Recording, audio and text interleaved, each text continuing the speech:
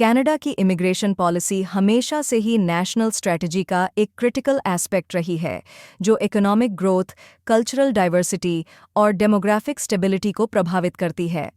अगले federal election के अक्टूबर 2025 में होने के साथ ही इमिग्रेशन टारगेट्स पर डिबेट बढ़ती जा रही है।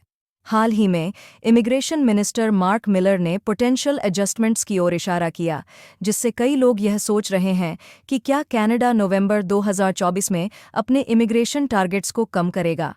यह ब्लॉग इस महत्वपूर्ण पॉलिसी डिसीजन के अर्ली साइंस, करंट ट्रेंड्स और पॉसिबल आउटकम्स को एक्सप्लोर करता है।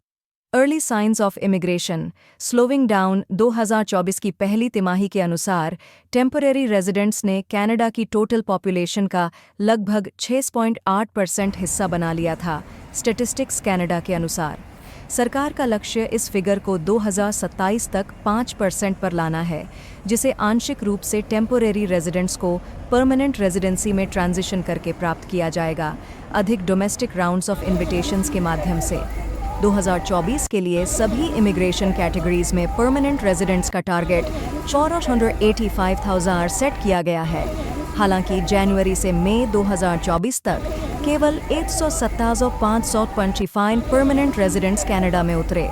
इस फिगर में उन टेम्परेरी रेजिडेंट्स को भी शामिल किया गया है जिन्होंने वर्चुअल लैंडिंग के माध्यम से परमानेंट रेजिडेंसी में ट्रांजिशन किया। मई 2024 में एक सिग्निफिकेंट डाइप देखा गया, जिसमें केवल 6,290 नए परमानेंट रेजिडेंट्स थे, जबकि मई 2023 में यह संख्या 46,005 थी।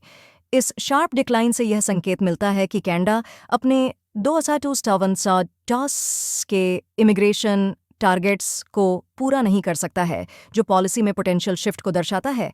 इकोनॉमिक क्लास इमिग्रेशन कनाडा के एनुअल टारगेट्स का 60% से अधिक हिस्सा बनाती है। 2024 के लिए सरकार ने इकोनॉमिक क्लास के तहत 249,145 परमानेंट रेजिडेंट्स का एनुअल लिमिट सेट किया है, जिसमें फेडरल एक्सप्रेस एंट्री सिस्टम के लिए 110,700 वंटर स्पॉट्स और प्रोविंशियल नॉमिनी प्रोग्राम्स (PNPs) के लिए 110,000 स्पॉट्स शामिल हैं। इस साल फेडरल और प्रोविंशियल अथॉरिटीज़ दोनों ने इमिग्रेशन ड्रॉज में इन्विटेशंस की संख्या को कम कर दिया है। उदाहरण के लिए ब्रिटिश कोलंबिया के वीकली ड्रॉज में इन्विटेशंस में 50-60% की कमी देखी गई। ऑन्टेरियो ने भी PNP ड्रॉज और इन्विटेशंस की संख्या को कम कर दिया। फेडरल एक्सप्रेस एंट्री ड्रॉज अप्रैल और मई के बीच स्किप कर दिए गए थे। हालांकि जुलाई में 6,470 इन्विटेशंस के साथ एक सरप्राइजिंग सर्ज देखा गया, जिससे पिछले महीनों की कमी को पूरा किया गया। कनाडा के इमिग्रेशन टारगेट्स वर्षों में काफ़ी बढ़ गए हैं। 2015 में 261,840 से बढ़कर 2025 और 2026 के लिए एनुअल 500,000 की योजना बनाई गई है। हालांकि फोकस अक्सर परमानेंट रेजिडेंट्स पर रहा है, जबकि टेम्परेरी रेजिडेंट्स की संख्या अनियंत्रित रूप से बढ़ी है। अप्रैल 2024 तक कनाडा में 2.8 मिलियन टेम्परेरी रेजिडेंट्स थे।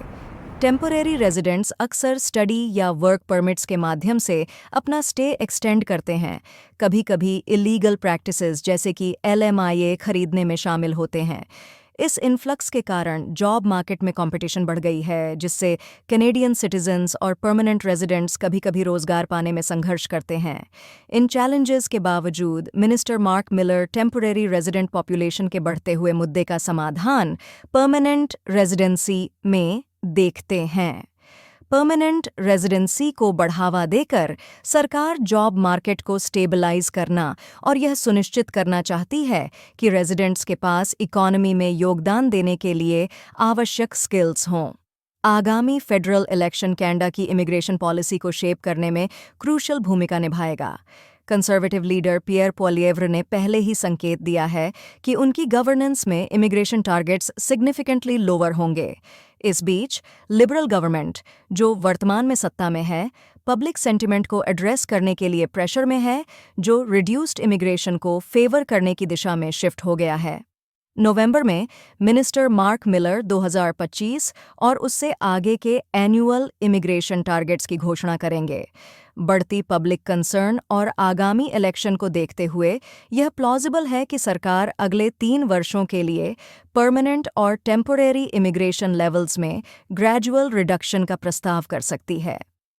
कनाडा की इमिग्रेशन पॉलिसी एक क्रॉस रोड्स पर है, जिसके नेशन के फ्यूचर के लिए सिग्निफिकेंट इम्प्लिकेशंस हैं।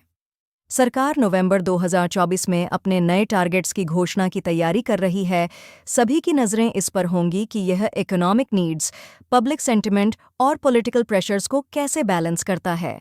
क्या कनाडा अपने इमिग्रेशन टारगेट्स को रिड्यूस करेगा? यह अभी देखा जाना बाकी है, लेकिन यह डिसीजन निश्चित रूप से आने वाले वर्षों के लिए देश के डेमोग्राफिक और इकोनॉमिक लैंडस्केप को शेप करेगा। इस इवॉल्विंग इशू पर अधिक अपडेट्स के लिए ट्यून्ड रहें। Subscribe to V point visa.